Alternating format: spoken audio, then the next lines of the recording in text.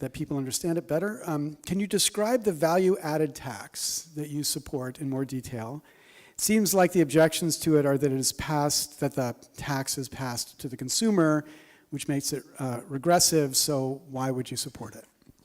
Yeah, so a value-added tax is in effect in every other industrialized economy in the world except for ours. And the reason for that is that it's much, much harder for big companies to game. Like if you're Amazon, really you have to reflect on it. It's like, how the heck did Amazon pay zero in federal taxes?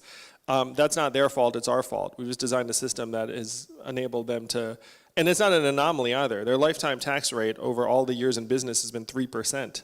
So 0% is like their norm. And their accountants are getting bonuses and the rest of it.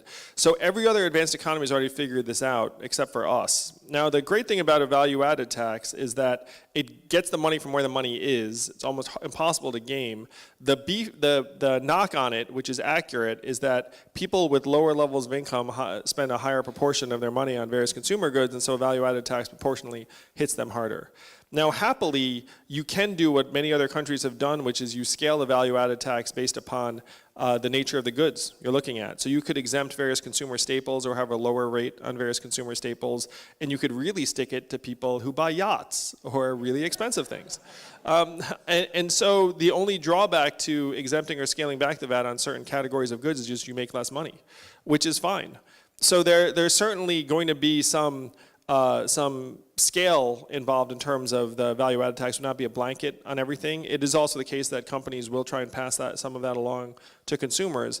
But you have to bear in mind too that the vast majority of Americans in a world with a freedom dividend would be seeing an increase in their buying power. And this $8 billion I was describing for the state of New Hampshire would far outbalance. Like you'd retain something like 80 to 85% of that in purchasing power.